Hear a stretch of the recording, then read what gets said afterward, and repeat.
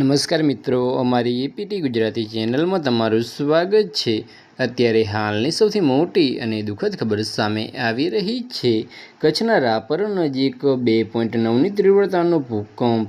તો આની વિગતવાર વાત કરવામાં આવે તો તમને જણાવી દઈએ મિત્રો કે કચ્છના રાપર નજીક આજે સવારે 6:14 વાગે 2.9ની તીવ્રતાનો ભૂકંપ અનુભવાયો।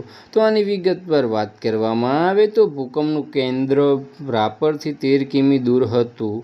તો તમને જણાવી દઈએ મિત્રો કે આ ઘટનામાં કોઈ જાનહાનિના સમાચાર મળ્યા નથી।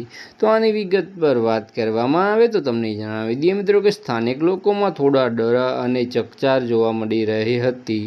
તો આની વિગતવાર વાત કરવામાં આવે તો તમને જણાવી દઈએ મિત્રો કે ભૂકંપ માપી રિપોર્ટ પ્રમાણે આંચકો સામાન્ય છે, ગંભીર નુકસાનની શક્યતા ઓછી છે। તો બસ આજ માટે આટલું જ, અને અમારી યુટ્યુબ ચેનલ પર નવા હોય તો લાઇક, શેર અને સબસ્ક્રાઈબ કરી દેજો। ધન્યવાદ।